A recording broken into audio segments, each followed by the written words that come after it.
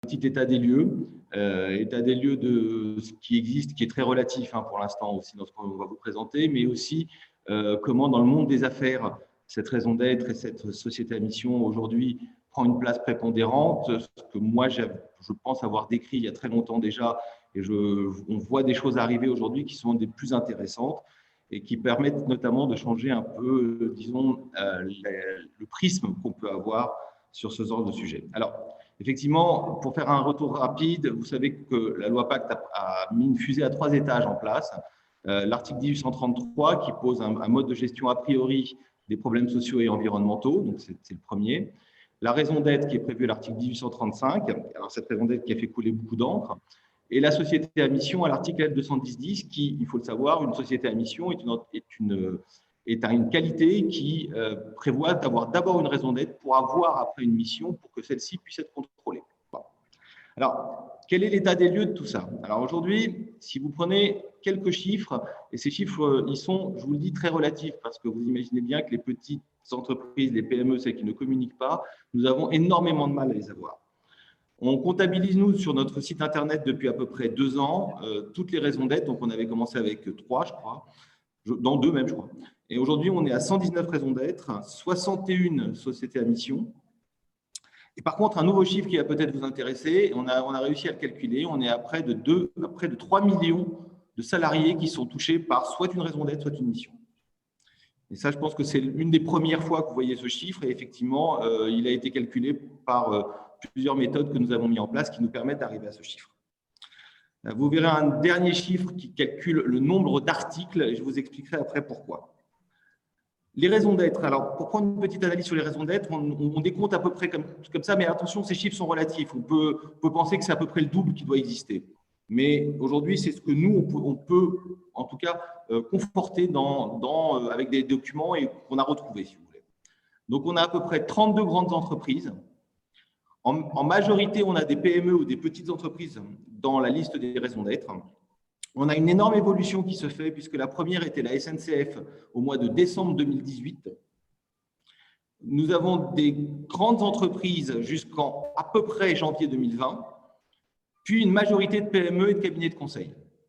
Alors, je spécifie cabinets de conseil, c'est vrai qu'ils sont devenus en grande quantité depuis le début de l'année. Peut-être le Covid les a aidés par un calme d'activité à faire des raisons d'être et des missions, c'est peut-être la leur en tout cas, c'est peut-être ça aussi. Des dates, je pense qu'il y a une date qu'on devra retenir, c'est septembre 2019 quand Bruno Le Maire a demandé aux entreprises publiques de se doter de raisons d'être.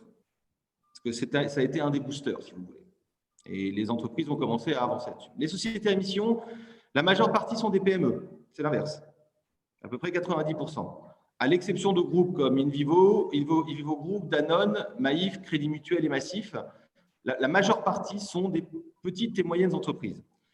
La première a été en février 2020 à la suite du décret sur les OTI, c'est-à-dire l'organisme tiers indépendant qui va venir contrôler les sociétés. La dernière, à proprement parler peut-être aujourd'hui dans les grandes entreprises, c'est InVivo Group puisqu'elle date du, j'ai mis 1er janvier, c'est 1er décembre 2020.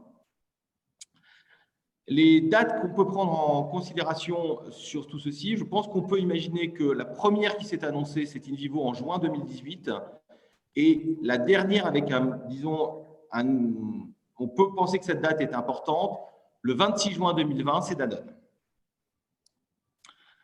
Les entreprises, je vous l'ai dit, 15 cabinets de conseil, 7 banques, 3 sociétés d'assurance, 7 sociétés d'énergie, 2 d'agroalimentaire, 20 sociétés de services, un journal de presse, une entreprise de luxe. Donc, vous voyez, peut-être sur les ruptures de business model, on comprend peut-être aussi pourquoi tout le monde est arrivé sur la raison d'être et la société à mission, ce qui donne une image du monde des affaires, si vous voulez. Les articles, je vous dis, nous, on a compté 950 articles qui ont été publiés depuis à peu près 2 ans, depuis le début de la loi Pacte. On a une fréquence qui s'accentue depuis le début 2020. Les journaux principaux sont Les Échos, Le Figaro, La Tribune, Novétique, The Conversation, La Croix. C'est eux qui ont publié le plus d'articles. Les thèmes sont social et sociétal, environnemental et communication. Quelles sont ces raisons d'être? Alors, la première, je vous l'ai dit, la SNCF, vous pouvez les voir ici. Sans les lire, vous pouvez les voir rapidement. Vous constaterez que toutes ces raisons d'être n'ont pas le même poids, n'ont peut-être pas les mêmes mots, n'ont peut-être pas les mêmes idées, ne vont pas vers le même sens.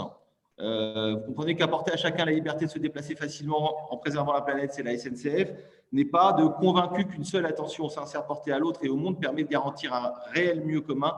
Nous la plaçons au cœur de chacun de nos engagements et de chacune de nos actions, qui est la Maïf. On a deux instants séparés. Vous avez une altérité d'un côté, vous avez une volonté peut-être qui ressemble à leur objet social de l'autre côté. Vous voyez, deux instants séparés. On peut en voir d'autres, toujours la même chose, sans rentrer dans la lecture. Vous verrez déjà peut-être que le texte s'épaissit un petit peu. C'est un peu dans l'avancée du temps. Mais vous verrez, les acteurs sont des acteurs de la technologie, des acteurs de la grande distribution, des acteurs des fonds d'investissement qui investissent dans les infrastructures, qu'on a vu récemment dans la presse. Donc, il y a peut-être un intérêt, vous voyez, que finalement, le monde des affaires se relie très rapidement à tout ça. Les dernières. Alors, dans les dernières, nous avons Danone, Crédit Mutuel, Novaxia, d'accord, pour ces raisons d'être. Apporter la santé par l'alimentation au plus grand nombre, c'est Danone. Crédit Mutuel, ensemble, écouter et agir. Non, même, il n'y a même pas il va et agir. Et Novaxia, qui est une société d'immobilier qui dit notre mission, donc qui commence à raison d'être par notre mission, est de développer l'investissement dans le renouvellement urbain au bénéfice du plus grand nombre. Nous visons à concilier le sens de la rentabilité du service de nos clients investisseurs. Nous améliorons la condition de vie des femmes et des hommes dont nous développons le territoire et nous préservons l'environnement. Vous voyez, on voit déjà les parties prenantes apparaître là. Donc, vous voyez, les évolutions arrivent. Et là, moi, je voudrais vous en présenter une que j'ai à cœur. C'est la raison d'être du groupe InVivo qui est là. Et pourquoi elle est à cœur? Parce que moi, je place aujourd'hui maintenant les raisons d'être dans des stress tests. Et si on doit la placer dans un stress test, il faut imaginer qu'aujourd'hui, la raison d'être, le premier stress test que nous avons eu, c'est le Covid. Alors, en quoi cette raison d'être peut fonctionner?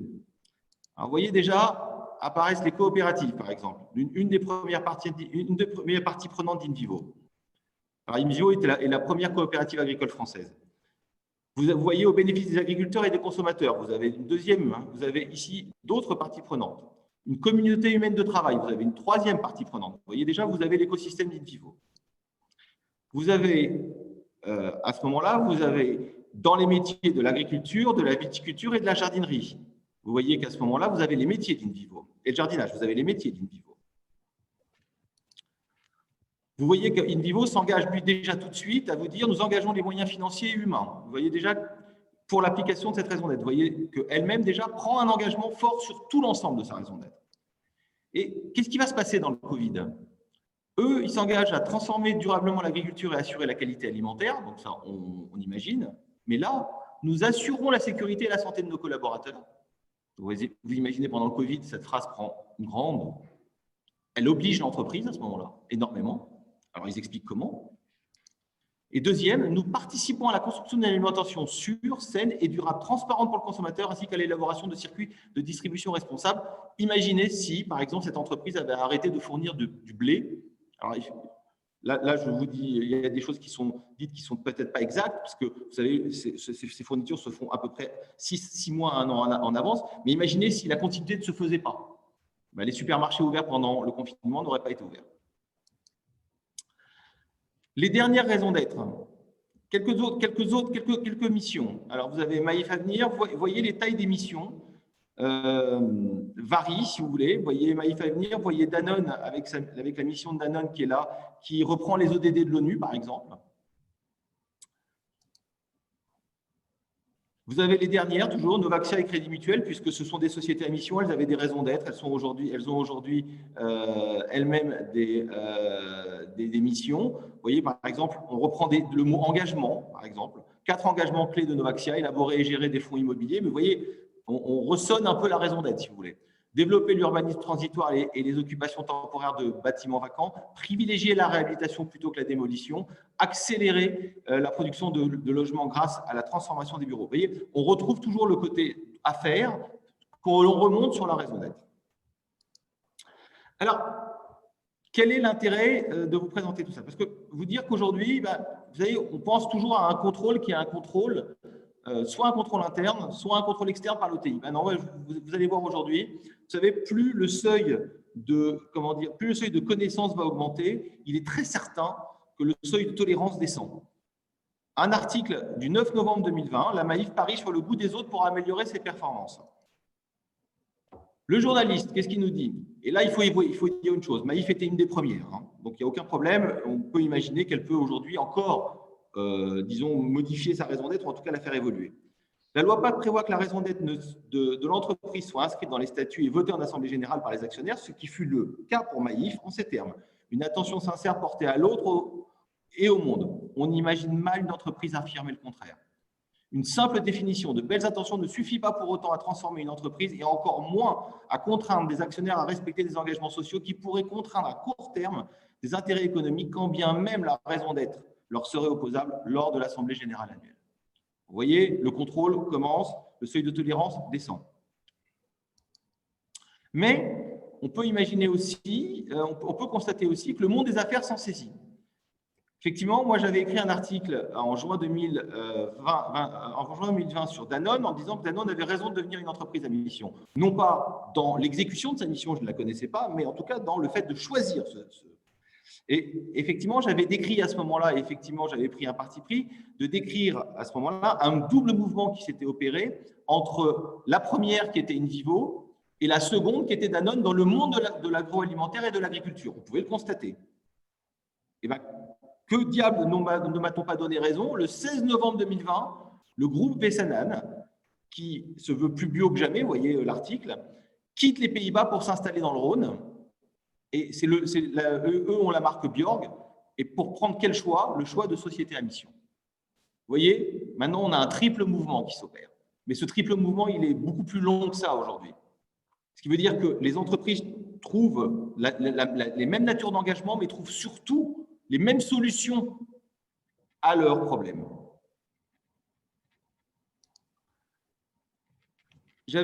Alors je suis désolé, je me cite un peu, mais j'avais pris ces exemples parce que je trouvais qu'ils étaient parlants. Même article sur la saga Suez-Veolia Engie. Vous connaissez l'histoire. J'avais notamment, moi, dit qu'au lieu de transférer Hauts-de-France dans une fondation en Hollande, ils auraient mieux fait de faire une société à mission. Ils auraient obligé tout le monde. Effectivement, la mission aurait obligé tout le monde, ou au moins on aurait connu le projet d'entreprise. Qu'est-ce qui se passe? Pourquoi? Tout le monde a eu peur de la casse sociale. Voilà un autre exemple, le 12 novembre 2020, et vous l'avez là. Dans le cadre de la cession de Saint-Gobain à PAM, les salariés ont demandé, si vous voulez nous céder, transformez-nous en société à mission avant.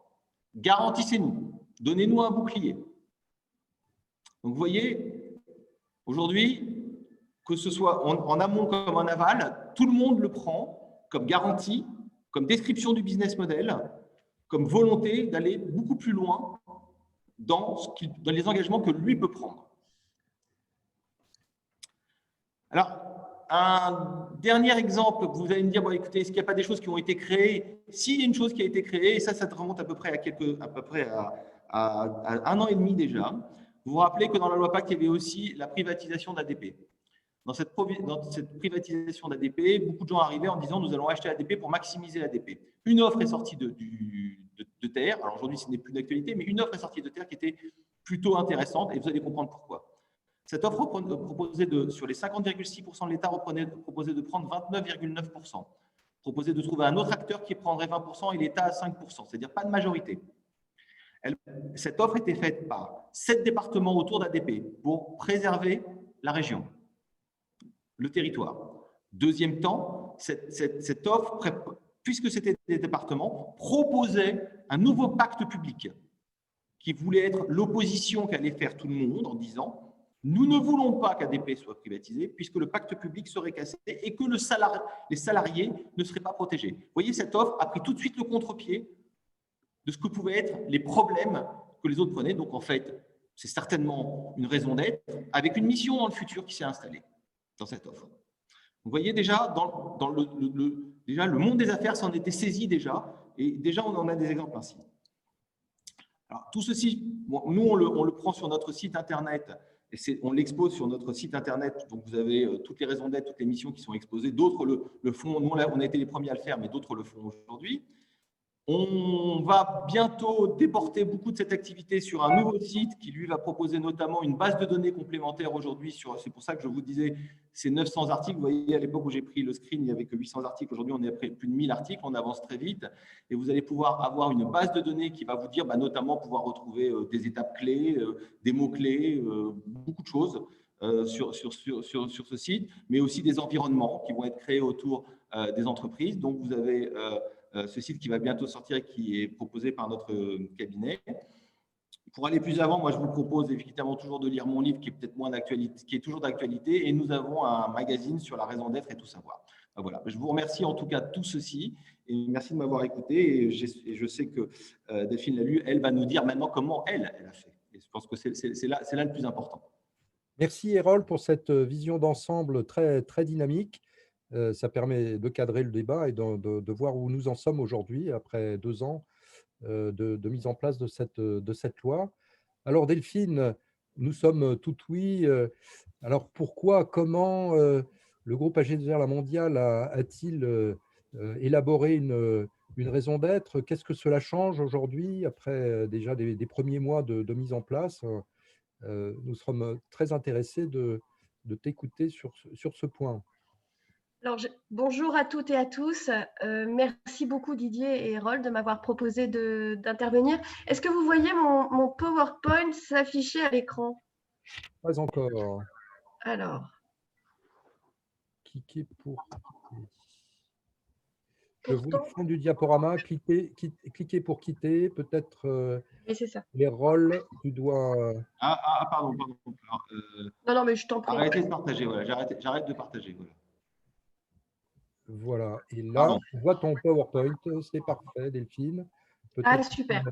Peux-tu le mettre en plein écran? Oui, et du coup, je ne vous verrai pas, mais voilà. Ok, c'est bon. Non, mais si, c'est bon. Tout va bien. Alors, oui, ce que vous attendez de moi, là, c'est que je vous explique peut-être comment on a procédé à partir du moment où la loi, en fait, en accompagnement du vote de la loi et avant même sa promulgation. C'est vrai qu'à G2R La Mondiale, on a suivi d'assez près l'élaboration de la loi Pacte, principalement d'ailleurs par mon intermédiaire, puisque en tant que présidente de section au CESE, la section des activités économiques, nous avons contribué aux travaux en amont, aux travaux qui ont été engagés par le ministre Bruno Le Maire. Et puis j'ai suivi aussi ces travaux au titre des fondations, puisqu'il y avait des éléments au sein de cette loi Pacte qui étaient très éventuellement perturbateurs d'ailleurs pour le monde des fondations. C'est d'ailleurs à cette occasion que nous nous sommes rapprochés de Nicole Notat et de Jean-Dominique Sénard, qui sont vraiment à l'origine d'un tournant dans l'élaboration de la loi Pacte. Et c'est par le travail et la mission qui a été confiée à Nicole Notat et Jean-Dominique Sénard que la raison d'être est apparue dans le débat. Alors, qu'est-ce que nous avons fait assez tôt, dès l'automne 2019, André Renaudin, notre directeur général, a souhaité consulter, engager un dialogue en interne au sein d'AG2R La Mondiale et d'abord avec les délégués des sociétaires, les représentants des sociétaires de la Mondiale. Il l'a fait, il nous a demandé à l'équipe RSE d'organiser des temps d'échange, un temps d'échange avec les délégués. Je voudrais vous présenter rapidement la manière dont on est entré dans le sujet. Pour nous, il n'y a pas de déconnexion entre toutes ces réflexions autour de la raison d'être et la responsabilité sociétale de l'entreprise. Il y a un mouvement continu qui s'est opéré depuis 20 ans et tous les apports de la loi Pacte s'inscrivent dans ce mouvement. Et du coup, pour nous, la loi Pacte, en quelque sorte, nous l'avons utilisée d'une part pour reformuler la vocation d'un assureur de protection sociale et patrimoniale, mais surtout pour traduire cette vocation en engagement concret et en engagement qui relève de la responsabilité sociétale de l'entreprise. Alors voilà comment on a présenté les choses aux délégués des sociétaires, puis aux administrateurs, et voilà comment régulièrement, maintenant, pédagogiquement, on réinscrit toutes ces réflexions dans un cadre plus global. Le cadre, c'est quoi? Le contexte, il est simple. C'est la responsabilisation croissante des acteurs économiques au plan mondial, européen, national, avec une tradition réglementaire qui a été une loi très importante en 2001, qui est la loi sur les nouvelles régulations économiques, qui s'adressait strictement aux entreprises cotées. Et il a fallu attendre le Grenelle de l'environnement, puis la loi sur la transition écologique et énergétique en 2015, dans le cadre de l'accord de Paris, pour qu'à nouveau, on vive une séquence d'hyper-accélération des obligations réglementaires qui pèsent sur les entreprises. Et je vous passe très vite, vous pourrez avoir le conducteur, le PowerPoint, l'histoire de la RSE et des négociations internationales autour de l'environnement, des problématiques environnementales, mais pas seulement, et des problématiques sociétales au niveau mondial, européen et français. Ces trois diapositives de mon PowerPoint, tant il y a eu, tant la négociation a été importante sur 50 ans depuis la sortie de la guerre. Donc, je passe très vite, mais quand je présente ces sujets aux administrateurs, aux délégués sociétaires et à mes collègues, eh bien, je reviens toujours sur l'histoire. Ce qui se passe avec le rapport Nicole Notat, Jean-Dominique Sénard, eh bien, c'est cette phrase importante qui nous dit « Une entreprise se crée seulement si elle répond à un besoin spécifique et perdure seulement si elle maintient une dynamique d'invention, d'innovation, de création collective. Elle contribue à un ensemble économique et social en constituant un réseau de clients, de fournisseurs, de sous-traitants, en s'insérant dans un écosystème. Chaque entreprise a donc une raison d'être, non réductible au seul profit. » Vous l'avez dit, Erol, la loi PAC encourage les entreprises à se doter d'une vision, d'abord. Et elle modifie structurellement 2 articles du Code civil. C'est une mini-révolution, hein, ça a été difficile. Cette modification du Code civil a fait l'objet de nombreux débats au sein des organisations patronales qui, à juste titre, s'inquiétaient des effets pour les entreprises, parce que le monde de l'entreprise, ce ne sont pas les grandes entreprises que vous avez, ce ne sont pas seulement les grandes entreprises que vous avez citées.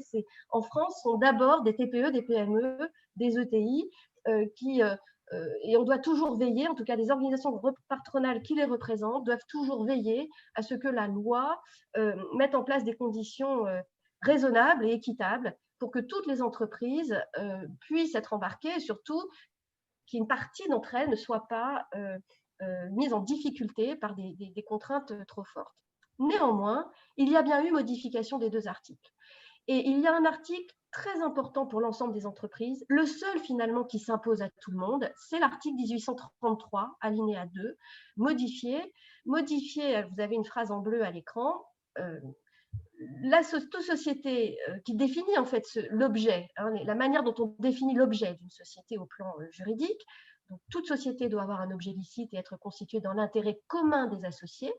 Donc, en cela, l'article n'est pas modifié. La loi PAC ne reprend pas la proposition de Notat Sénard qui proposait que toute société puisse être constituée dans l'intérêt commun des sociétés et dans un intérêt collectif, que l'entreprise soit considérée comme objet d'intérêt collectif. La société est gérée dans son intérêt social, en prenant en considération les enjeux sociaux et environnementaux de son activité. Cette modification est substantielle, elle s'impose à toutes les entreprises, quelle que soit leur taille. C'est la modification de la loi Pacte qui est la plus importante en droit. Ensuite, que les statuts puissent préciser une raison d'être, eh bien, ce n'est pas une obligation, ça repose sur une démarche volontaire de la part des entreprises. Et quant à la modification qui concerne le Code de commerce sur la notion de société à mission qui est introduite, eh bien, l'article 176 qui introduit cette notion, en fait, est une manière de préciser un cadre pour structurer des engagements des entreprises qui seules auront mis en œuvre les modifications à l'article 1833 puis à l'article 1835. Je ne reviens pas sur le détail de la société à mission. Alors, la vraie question pour une entreprise, finalement, c'est comment on met en œuvre le 1833 ? Comment on définit des préoccupations sociales et environnementales? Qui peut les définir? Sur quelle base pouvons-nous arrêter une forme de doctrine? Parce que ce n'est pas si simple de définir quelles peuvent être ou quelles doivent être les préoccupations sociales et environnementales qui doivent être prises en compte désormais par les administrateurs, les directions générales et l'ensemble du corps social de l'entreprise.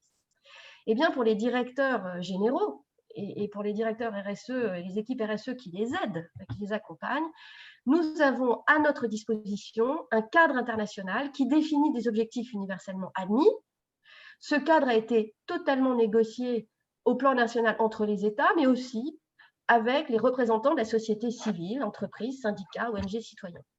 Et le corpus qui permet de définir ces préoccupations sociales et environnementales, c'est d'abord les principes et droits fondamentaux de l'OIT, qui sont anciens, les 10 principes du Pacte mondial des Nations unies, l'accord de Paris sur le climat qui fixe des objectifs précis en matière climatique, et enfin, les 17 objectifs du développement durable. Alors, ce que je fais avec les administrateurs et mon corps social d'entreprise, c'est que j'expose les principes, les 10 principes du Pacte mondial, les objectifs du développement durable.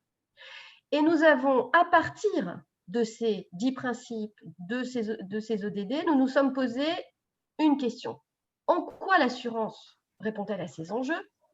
Nous avons fait réfléchir les délégués des sociétaires et les salariés aux besoins, au moment de vie de nos assurés, de nos métiers. Nous sommes partis du métier, nous sommes partis de nos parties prenantes prioritaires, nos clients, nos assurés, et nous nous sommes interrogés sur la manière dont nos métiers répondaient bien évidemment aux risques qu'ils sont censés couvrir, aux risques de santé, prévoyance, épargne, retraite, qu'ils sont censés couvrir. Mais nous avons élargi la réflexion et nous sommes allés un tout petit peu plus au-delà de la question, de la simple question des risques, en posant une question assez centrale. Quelle est la contribution fondamentale de l'assurance? Comment répond-elle à ses besoins prioritaires qui sont inscrits dans son métier? Et au-delà, ou avec, à côté, comment nous répondons aux besoins de nos assurés qui sont peut-être plus larges. Enfin, nous sommes posé la question de comment AG2R La Mondiale se distinguer des autres. Alors, la raison d'être, elle a été travaillée par un petit groupe constitué des équipes de la communication. C'est la directrice de la communication et le directeur de l'engagement sociétal, tous les deux membres du comité de direction générale qui ont porté ensemble l'élaboration de la raison d'être. Elle a fait l'objet de discussions importantes et elle a été pré-travaillée aussi dans le cadre d'une enquête, puisque nous avons consulté par Internet, par l'intranet, les salariés. Et elle a été soumise à l'approbation des administrateurs au moment des assemblées générales en pleine crise Covid. Et c'est vrai que là, je vous ai mis le résumé de cette raison d'être. En fait, nous avons un document de 3 pages que je pourrais vous transmettre, qui explique la raison d'être, qui apporte derrière cette formule un peu simplifiée, qui explique tout ce qui nous a amené intellectuellement, collectivement, à formuler cette raison d'être. Par nos expertises et nos conseils, nous sommes là pour permettre à chacun de mieux protéger sa vie et ses proches. Nous conjuguons responsabilité individuelle avec solidarité professionnelle et intergénérationnelle.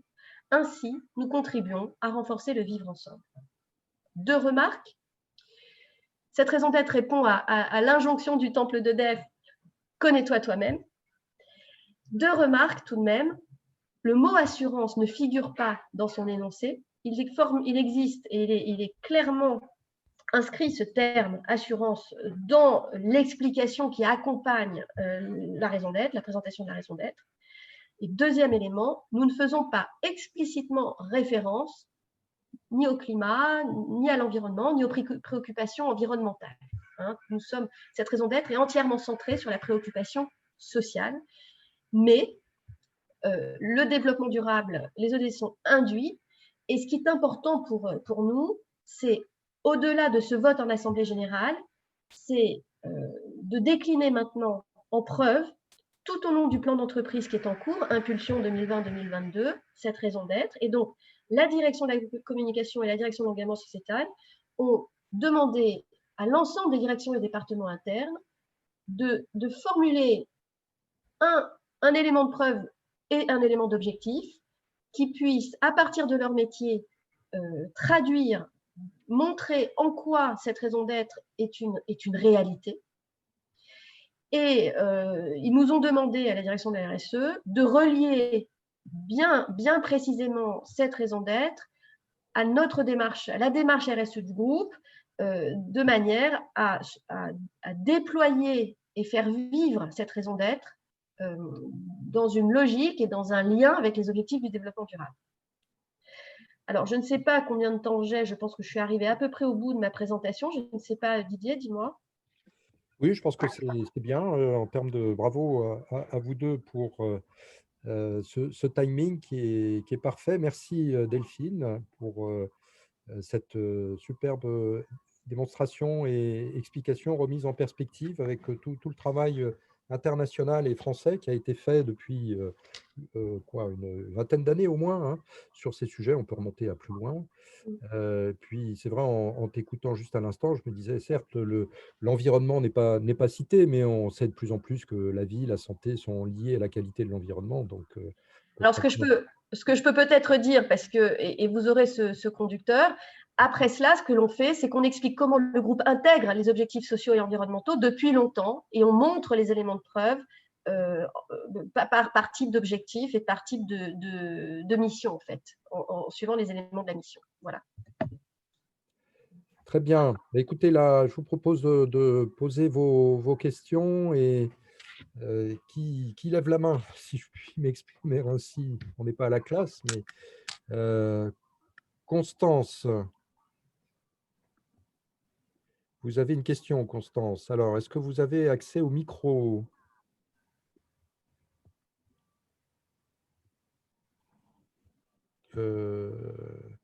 Bonjour, vous m'entendez? Oui. Ah, super, bonjour. Très bon. Constance, je travaille chez Invivo et je voulais savoir, Delphine Lalu, si vous aviez mis en place un comité de mission. Voilà, où vous en étiez finalement dans vos engagements avec la société à mission, etc. Où est-ce que vous en étiez? Si vous ne l'avez pas encore fait, est-ce que vous comptez mettre en place un comité de mission? Je ne suis pas sûre du tout que nous cherchions à devenir formellement entreprise à mission. En tout cas, ce n'est pas le souhait à ce stade des administrateurs ni d'André Renaudin, qui considère qu'il faut commencer par le début, hein, tout simplement. L'apport du label ou de la dénomination entreprise à mission, dans le cas d'AG2R La Mondiale, pourrait paraître restrictif en vérité, parce que nous avons d'abord une gouvernance très particulière. Tu y as fait référence, Didier, en début de parcours, paritaire et mutualiste, qui du coup permet une très très forte intégration de la partie prenante client et assurée dans toute la chaîne de décision du groupe. Et nous avons des éléments de preuve très, très antérieurs qui font que bon, pour le moment, l'enjeu, il était, et c'est en cela que nous nous sommes surtout appuyés sur le 1833 et le 1835 du Code civil, hein, de ces modifications-là, la labellisation, la recherche d'une reconnaissance d'entreprise à mission, pour le moment, n'est pas notre objectif.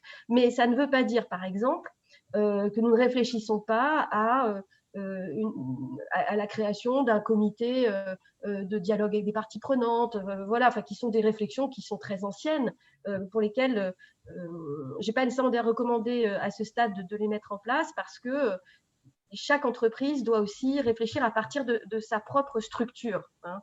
AG2R La Mondiale, ce n'est pas un seul conseil d'administration et une seule entité juridique. C'est une association sommitale, différentes structures juridiques. Donc, et d'ailleurs, c'est le cas de beaucoup d'entreprises mutualistes. Hein. Quand une marque dit « je suis entreprise à mission », je m'interroge toujours pour savoir, dans le champ mutualiste, pour savoir de quelle société juridique, de quelle entité juridique on parle. Hein. La marque exprime une volonté générale, mais après, il faut aller regarder dans le détail. Et donc, chez AG2R La Mondiale, on est plutôt frileux, on préfère avancer tranquillement et nous verrons, in fine, si certains aspects ou si tout le groupe peut éventuellement prétendre, et si c'est utile, est-ce utile? Ça, c'est une vraie question pour nous. C'est peut-être, c'est très bien, mais est-ce que c'est utile pour nous, pour les administrateurs? Je ne sais pas. Et Rol, est-ce que tu as une réponse à cette question, une réponse générale à cette question? Oui, parce que je pense savoir clairement, bonjour tout le monde, oui, rebonjour. Non, l'idée, je pense qu'une chose déjà, une raison d'être, à mon sens, doit être pilotée. Si elle n'est pas pilotée, elle n'aura pas d'effet. Elle peut rester lettre morte. En restant lettre morte, on créerait à ce moment-là une déception profonde dans les parties prenantes, et notamment les salariés qui ont été interrogés, parce qu'ils se diraient c'est encore ce qui s'est passé au 8e étage. Et donc, effectivement, on raterait cette occasion. Donc, je pense, moi, sincèrement, que la cohérence voudrait, et je crois que c'était la bonne question qui a été posée tout à l'heure, la cohérence voudrait que dès qu'on a un texte comme une raison d'être, on n'est pas obligé de parler effectivement d'environnemental. Il n'y a pas d'obligation dans le texte, mais si on ne règle pas les problèmes contemporains, qui le fera? À quel moment on le fait? Il ne faut jamais oublier que société à mission et raison d'être ont permis à la RSE de rentrer dans le business plan de l'entreprise. Ah mais, alors… C'est cette force aujourd'hui que justement les patrons RSE, je pense comme vous Delphine, il faut que vous en saisissiez. Et je crois que c'est une… Attendez, excusez-moi. Et je finis. Et dès cet instant, c'est là qu'un comité des raisons d'être serait une excellente chose, puisqu'à ce moment-là, on aurait une innovation qui se créerait à ce moment-là, une innovation qui serait intrinsèque au comité. Alors, je redis ce que j'ai formulé. Je pense que chaque entreprise a son mode de gouvernance et de fonctionnement et son histoire. Pour ce qui est d'AG2R La Mondiale, je trouve que vous avez tout à fait raison en général.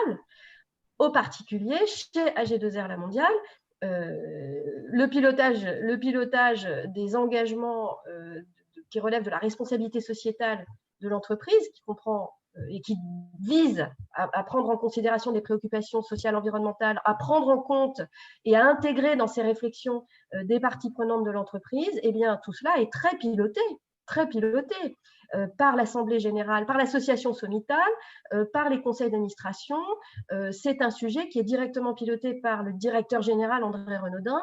Et d'ailleurs, Didier, c'est intéressant parce que j'ai repris les présentations que j'avais pu faire au comité exécutif de la Mondiale il y a 15 ans, voilà, j'ai pris un petit coup de vieux, mot pour mot, tout ce que nous avions dit il y a 15 ans se retrouve aujourd'hui dans le discours d'un certain nombre d'entreprises qui ne s'y intéressaient pas, et mot pour mot, tout ce que nous avions présenté comme étape a été réalisé. La seule chose que nous n'avons pas faite à ce stade, c'est de mettre en place un comité formalisé au niveau de la Somital ou au niveau groupe de dialogue avec des parties prenantes ou des représentants de parties prenantes, ONG, externes. Nous l'avons fait il y a plusieurs années de manière très confidentielle dans le cadre de notre politique d'investissement responsable. Nous avons un dialogue avec les parties prenantes très fort dans le cadre de notre politique d'investissement responsable. AG2R La Mondiale, c'est 20 ans, on fête les 20 ans de la démarche ISR du groupe AG2R La Mondiale cette année, 20 ans. Voilà. Donc, là où je vous rejoins, c'est que les avancées de la loi Pacte gravent dans le marbre et permettent quoi? Elles permettent, en posant le concept de raison d'être, elles permettent à un directeur général de mettre à l'ordre du jour la question de la formulation de la vocation du groupe. Et c'est très précieux parce qu'il est très précieux assez régulièrement de poser cette question de la vocation. Le deuxième élément, à partir du moment où on intègre dans le Code civil cette double préoccupation sociale et environnementale, eh bien, quelque part, on met un énorme coup de booster sur l'ensemble de l'économie et l'ensemble des entreprises. L'énorme problème pour les pionniers, c'est quand les émetteurs dans lesquels nous investissons ou les entreprises clientes ou les branches professionnelles avec lesquelles nous travaillons n'entendent pas ces éléments-là parce qu'ils n'ont tout simplement pas la culture ou les éléments de langage. Donc, ce qui est absolument fondamental, c'est qu'il y ait une montée en puissance générale de ces sujets. Et du coup, ce qui nous permet, nous, d'aller un cran plus loin. Parce qu'en fait, on est tous très interdépendants. Et alors, je vais un peu plus loin. Avant même les réflexions sur la loi Pacte, nous avions engagé des discussions en chambre avec les branches professionnelles qui sont nos partenaires dans le cadre du cœur de métier. Ça, ce sont des choses bien avant toutes les réflexions que vous voyez apparaître sur les labels sectoriels, labels RSE sectoriels. Vous voyez, il y a ce que nous faisons en chambre et il y a ce que nous pouvons communiquer quand on a des éléments de preuve. La communication chez nous est assez faible dans la mesure où tout ce que nous avons mis en place se fait en interlocution avec des partenaires et donc qui maîtrisent finalement leur communication et la formulation de leurs propres engagements. Je ne sais pas si je suis claire, mais c'est vrai que je trouve extraordinaire raison d'être entreprise à mission, pas société à mission d'ailleurs, parce que je pense qu'il ne faut surtout pas de statut juridique spécifique pour l'entreprise à mission. Ce serait contradictoire avec la vocation, hein, la dynamique que vous avez tous impulsée derrière ce concept. Tout ça, c'est formidable parce que ça va nous aider à changer d'échelle. Et il était urgent parce que là, ce qui nous arrive sur la tête, c'est énorme. Il y a des réglementations européennes qui vont peser sur les investisseurs, donc sur AG2R La Mondiale, et donc sur les entreprises dans lesquelles nous investissons, qui sont considérables. Nous n'avons plus le choix, les entreprises n'ont plus le choix, y compris les TPE-PME. Alors, nous avons, et on a sponsorisé à l'Observatoire de la RSE un travail avec PwC, un travail sur la prise en compte des critères RSE par le secteur bancaire, dans le cadre du financement des TPE-PME et des ETI. C'était balbutiant il y a 3-4 ans, vous allez voir que ça va s'accélérer. Donc, tout ce qui a été mis en œuvre par la loi Pacte sur la proposition de quelques-uns d'entre vous, c'est formidable parce que ça permet aux entreprises d'aller un peu plus vite, parce que très franchement, les entreprises françaises ont attendu la loi et la contrainte pour se mettre en mouvement et je pense que c'est une erreur. Je pense que c'était une erreur. Donc oui, bravo, voilà, bravo. Voilà, c'est tout ce que je peux dire à ce niveau, à ce stade. Merci Delphine et Erol pour avoir répondu à cette question de manière très fouillée. J'ai relevé entre autres une question de Philippe Fourquet. Si Philippe nous entend, est-ce que vous pourriez la poser relative donc aux différents types de raisons d'être? Oui, bien sûr, pas de souci. Bonjour à toutes et bonjour à tous. Oui, à la lecture des planches que vous avez présentées et des raisons d'être que vous avez citées, on s'aperçoit que certaines raisons d'être sont tournées très clients, alors que d'autres sont tournées vers un engagement plus large, plus sociétal. Je voulais avoir votre réaction par rapport à ce champ un peu différent des raisons d'être qui sont affichées par ces entreprises. Erol, peut-être pour alterner un peu avec Delphine. Elles sont effectivement diverses. C'est pour ça qu'en général, j'essaie de les présenter. Elles ont même des poids différents. C'est-à-dire qu'en termes de quantité, elles n'ont pas le même volume. Mais il faudrait que le mot que vous devriez chercher, à mon avis, le premier, c'est le mot engagé. C'est le verbe engager, s'engager, c'est l'engagement. Vous savez, j'ai toujours pensé que c'était toujours difficile d'écrire. Beaucoup plus dire des mots, écrire des mots sont beaucoup plus compliqués que de donner des chiffres, par exemple. Beaucoup de gens disent je suis le numéro 1, mais ils ne veulent pas vous expliquer pourquoi ils sont le numéro 1. Et donc le mot engagé est le mot, à mon avis, que vous devriez rechercher. Deuxième temps, elles sont tournées les unes vers. Elles ont toutes une finalité différente, mais vous savez, le plus simple, c'est de regarder d'abord leur objet social à l'entreprise. Si vous regardez l'objet social et vous redescendez sur la raison d'être, c'est qui est le deuxième étage, est-ce que vous voyez une évolution entre les deux? Non, la raison d'être, c'est l'occasion justement de dire ce qui guide la stratégie de l'entreprise. C'est-à-dire, c'était les mots vous savez, comme Delphine l'a dit, la raison d'être est née parce qu'on pensait que la société à mission, ce serait trop compliqué. Donc, et j'en étais témoin, né sur une opposition entre raison d'avoir et raison d'être. Voilà comment c'était né à l'origine. Et c'est un vieux concept qui a été repris à ce moment-là. Et pour preuve, la société à mission n'est pas dans le projet de loi Pacte à l'origine. Seule la raison d'être est reprise. Bruno Le Maire ne reprend que la raison d'être. Et deux amendements que je connais bien, de Coralie Dubost, les réintègrent. Et je peux vous dire que je les connais bien, ces amendements. Ils les réintègrent. Bon. Et d'ailleurs, ce n'est pas étonnant qu'à ce moment-là, vous savez, l'histoire est ainsi. En juin 2018, In Vivo s'annonce à ce moment-là. L'histoire se fait à ce moment-là. Et quand je dis cela, c'est que la différenciation qui se fait aujourd'hui, c'est certainement parce qu'on est dans une période de Far West. Aujourd'hui, vous avez, tout le monde a une version différente de ce que c'est. Très peu lisent les textes. Et quand je dis les textes, vous avez la loi, vous avez le rapport de notation sénat, mais vous avez les débats parlementaires, vous avez les travaux du Conseil d'État. Je peux vous dire que vous apprenez énormément quand vous lisez tout ça. Et vous avez, à mon sens aussi, les travaux des mines, dont moi j'ai eu la chance de participer, auxquels j'ai eu la chance de participer, mais ces travaux des mines ont influé le rapport Sénat. Donc, si vous voulez, si vous prenez tout cet état-là aujourd'hui, non, je pense qu'il nous permet de comprendre ce qui est une raison d'être, notamment au vu d'un objet social et au vu d'une mission. Et moi, je vous prends le pari que beaucoup de raisons d'être, c'est le mot que les entreprises n'aiment pas, mais vont venir au garage pour être réparées.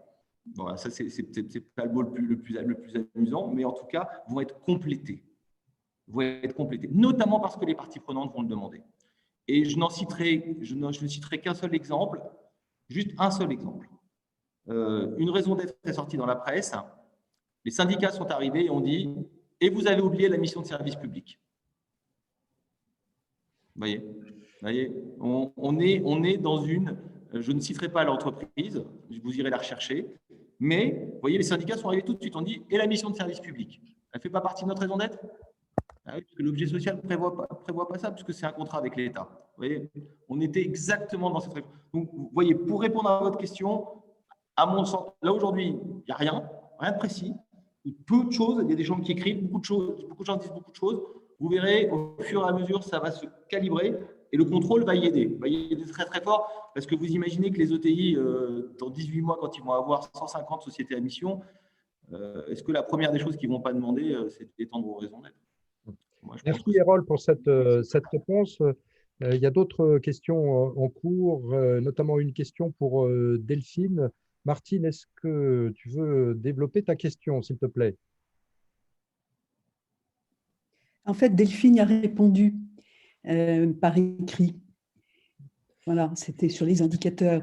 Parce qu'effectivement, quand on parle d'éléments de preuve derrière, donc il faut quand même arriver à construire des indicateurs et ce n'est pas la partie la plus facile à faire. Et puis ces indicateurs, donc ensuite, comment ça s'intègre, notamment dans le calcul de la part variable des dirigeants, parce que ça rend les choses vertueuses. Voilà, donc c'était ça le sens de ma question, mais je vois qu'effectivement, il y a une réponse. Oui, mais je pense que… Delphine, merci. Et de manière plus générale, quels sont les moyens qui sont affectés par l'entreprise à l'atteinte de cette raison d'être? Alors, peut-être pour compléter ma réponse écrite, et je parle sous le contrôle d'Erol, mais aussi la question des indicateurs est une question qui devient délirante aujourd'hui en matière extra-financière. Pourquoi? Parce que d'abord, on a eu toute une batterie d'indicateurs qui étaient posés par la Global Reporting Initiative, qui a été développée de manière générale sur un support général et puis ensuite de manière sectorielle à partir des années 2000, et tout au long des années 2000. La loi Grenelle précise les indicateurs pour la France qui deviennent obligatoires pour le non-coté et nous nous retrouvons donc coté et non-coté soumis à une obligation. Alors, pour le non-coté, il y a quand même des effets de seuil, de taille. Ce n'est pas toutes les entreprises. En tout cas, la mondiale et AG2R, la mondiale, se sont trouvées très directement concernées par cette nouvelle réglementation. Et nous sommes retrouvés avec une batterie de, en gros, 115 indicateurs obligatoires. Mais ces 115 indicateurs obligatoires ont été traduits dans un rapport RSE qui devient un rapport extra-financier qui était donc soumis à la vérification des commissaires aux comptes. Et ensuite, à partir de 2017, c'est transformé en déclaration de performance extra-financière à la faveur de 2018, puisque la directive européenne de 2017 a été transposée très en retard par la France et donc en catastrophe, je crois, un an après. Et à partir de ce moment-là, nous avons conservé les mêmes indicateurs, mais nous avons travaillé la présentation des rapports de manière complètement différente. Alors, pour répondre à votre question, et c'est pour ça d'ailleurs que l'entreprise à mission est possible, en vérité.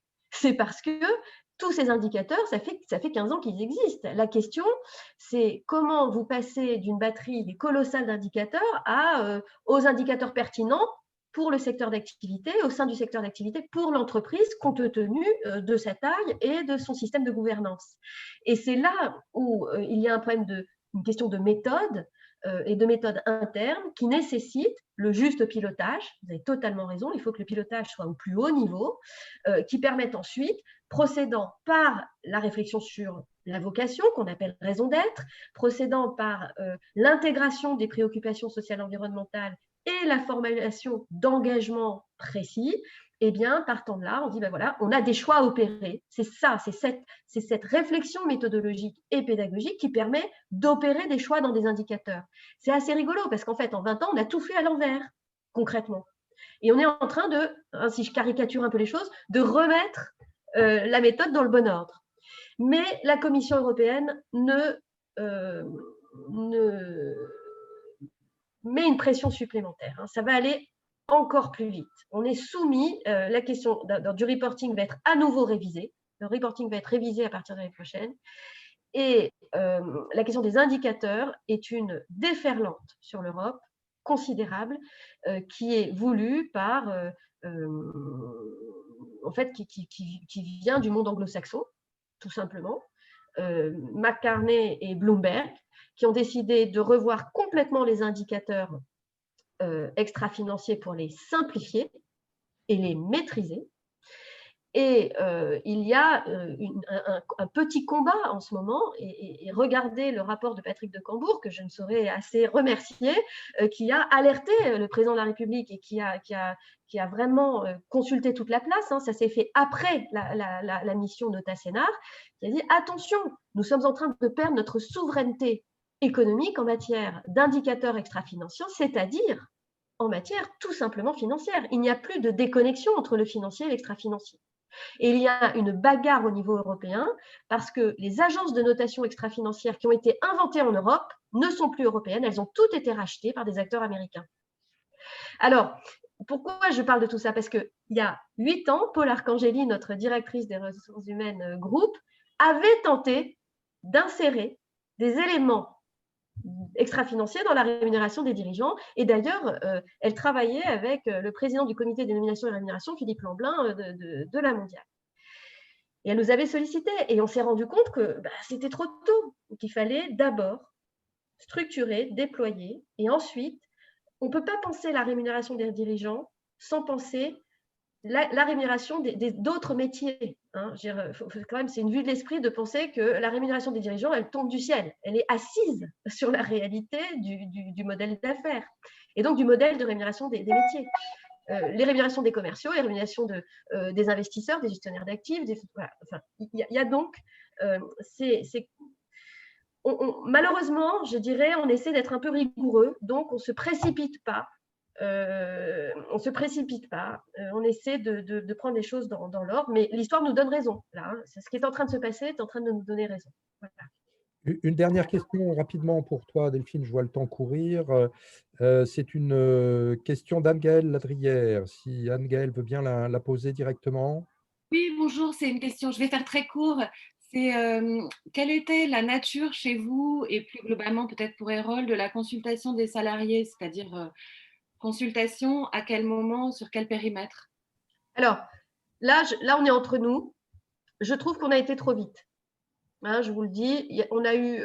en fait, tous les salariés sont consultés par un système d'enquête interne.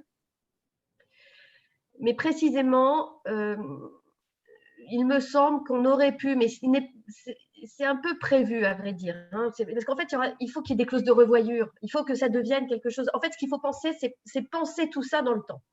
Donc, il y a une enquête interne qui a été plutôt bien suivie. Je n'ai pas les chiffres, je suis désolée, je n'ai pas les chiffres. C'est la DRH et la com qui les ont, je ne les ai pas.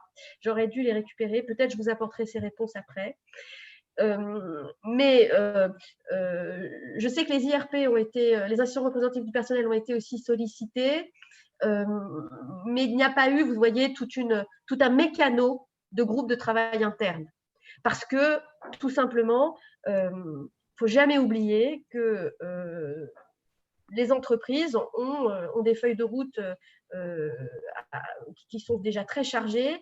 Les représentants du personnel ont un agenda de négociation délirant depuis une dizaine d'années, totalement délirant. Chaque fois qu'il y a une loi qui inscrit un nouveau thème à l'agenda social, ça se traduit par un embouteillage, littéralement, de l'agenda de négociation en interne.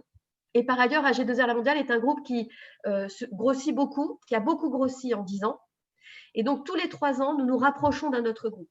Alors, quand on est dans des procédures de rapprochement, autant vous dire que le cœur de la stratégie et de la consultation du coup des représentants du personnel et des administrateurs est totalement focalisé sur les éléments structurants du business et du dialogue social. Ce qui ne nous a pas empêché de déployer la démarche RSE et qu'elle soit totalement intégrée. Hein. Mais pour répondre à votre question, entre 2019 et 2020, eh bien, nous avons mené de front consultation des administrateurs et des salariés avec des moyens et dans des délais qui étaient trop contraints pour faire une grosse mécanique, mettre en place une mécanique fine, si je puis dire. Mais ce n'est pas fini. Ce n'est pas fini. Delphine, rapidement, la question de Stéphanie, je vais la poser pour gagner un petit peu de temps. Avez-vous inscrit la raison d'être dans vos statuts et quels critères de décision avez-vous considéré pour cela? Et c'est une question aussi plus générale pour Erol. Est-ce qu'il faut inscrire sa raison d'être ou pas dans les statuts? Alors, je réponds rapidement. Je ne peux pas dire qu'on ait inscrit la raison d'être dans les statuts parce que c'est l'Assemblée générale de l'association sommitale du groupe qui a voté cette raison d'être. Et dans la gouvernance du groupe, les décisions politiques de la Sommitale, quelque part, s'imposent politiquement, pas juridiquement, à toutes les autres entités du groupe. C'est là où je suis désolée, nous avons un mode de gouvernance tellement différent des autres entreprises, y compris dans le champ de l'assurance. Disons que Clésia, les gens de Clésia ou de Malakoff voilà, comprennent très bien ce que je vais dire parce que on est régi par nos associations sommitales, c'est les directives des partenaires sociaux qui ont voulu ce mode de gouvernance que nous respectons très, très attentivement. Après, la question, c'est ce qui compte, c'est que la raison d'être soit politiquement portée à l'échelle du groupe et qu'elle concerne l'ensemble des entités. Et c'est ce qui permet au directeur général de décliner. C'est cette décision politique qui va permettre au directeur général de disposer de la plus grande marge de manœuvre pour décliner la raison d'être à toutes les échelles. Qu'ensuite, les sociétés, les entités juridiques décident ou pas d'inscrire, ben, ça dépend des statuts juridiques des entreprises. Est-ce qu'on peut toucher au statut de la société d'assurance mutuelle? Est-ce qu'on doit toucher au statut de l'institution de prévoyance? Est-ce qu'on doit toucher au statut des caisses de retraite qui dépendent en vérité des partenaires sociaux et de l'Agir Carco, vous comprenez? Donc, je ne vais pas vous raconter la vie d'AG2R La Mondiale, mais quand on nous regarde de l'extérieur en nous disant « vous êtes un peu vieillot parce que vous n'avez pas fait ceci ou cela », je réponds « attention ». Renseignez-vous d'abord sur les contraintes juridiques formelles qui pèsent sur la structure même du groupe. L'essentiel, c'est que la raison d'être a été adoptée massivement par nos politiques, nos administrateurs, et qu'elle a vocation à se déployer sur la totalité du groupe et à s'inscrire dans le temps. Erol, une recommandation générale? Oui, Delphine ne va pas m'aimer, mais je vais dire simplement une chose. Déjà, une raison d'être n'est pas optionnelle de l'inscrire dans les statuts. Il suffit de lire le texte de l'article 1835. C'est les statuts peuvent prévoir une raison d'être. Donc, je pense que le nom raison d'être, dans peu de temps, aura aussi une signification. Je me rappelle aussi ce que nous avait dit, et ça c'était pour l'anecdote, l'avocat des Picor, qui a très longtemps américain, qui nous avait dit « binding or not binding ». Donc, il faut que ce soit opposable, voilà. Binding, voilà, binding, il faut que ce soit liant. Ça lie les entreprises. Et là, je rebondis à ce moment-là sur la question des salariés. Il faut comprendre que c'est pour eux, hein, que ce soit binding, not binding.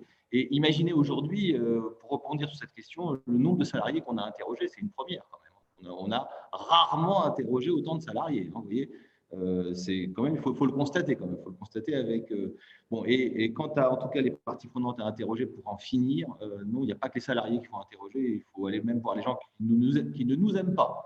Voilà, comme ça, au moins, on saura ce qu'ils pensent de nous. Voilà. Bien, bah, écoute, merci Erol, merci Delphine. On arrive malheureusement, hélas, au terme de cette heure du cercle de réunion. Merci à vous deux d'avoir animé d'exemples très concrets cet échange. Il y a encore beaucoup de choses à dire. Je pense qu'on pourra peut-être renouveler cet exercice peut-être dans un an pour voir tout ce qui s'est passé depuis. Et j'espère que Delphine et Erol, vous accepterez de revenir. Le sujet n'est pas épuisé, loin de là. Les choses évoluent. Merci à toutes et tous. Alors Delphine, oui. Oui, je veux juste vous dire, pour toutes les entreprises là qui sont connectées, n'oubliez pas qu'il y a 2 organisations en France qui maîtrisent bien tout cela. Si vous n'êtes pas adhérent et vous avez le choix, il y a l'ORS et le Global Compact France. En fait, on travaille beaucoup sur ces questions-là dans une logique inter-entreprise et multisectorielle. N'hésitez pas à suivre les travaux de ces 2 organisations dans lesquelles on est chez AG Desarval très impliqués. Oui, et d'ailleurs, la Mondiale a été une des premières entreprises à souscrire au Global Compact en 2002-2003 de mémoire. Il n'y en avait pas beaucoup à l'époque et c'était un peu un ovni qui arrivait sur les entreprises françaises, hein, quelque chose d'assez original. Et bien entendu, moi, je vous invite à aller aussi adhérer à la communauté des entreprises à mission, qui elle est là aussi pour représenter toutes les sociétés à mission et suivre nos travaux à la chaire Mines ParisTech Théorie de l'entreprise, puisque on annonce des nouveautés souvent. Voilà. Bien, bah écoutez, merci à toutes et tous. Je vous invite à nous rejoindre le 15 janvier à 8h30, une future matinale du Cercle qui invitera Olivier Favreau, professeur d'économie et auteur d'un rapport de l'Organisation internationale du travail sur la codétermination, ses dernières tendances et ses bonnes raisons pour la développer. Donc, je suis sûr que c'est un sujet aussi qui vous intéressera à toutes et tous. Merci encore une fois et très, très bonne fête et à très vite ensemble sur nos sujets de gouvernance. Merci. Merci beaucoup.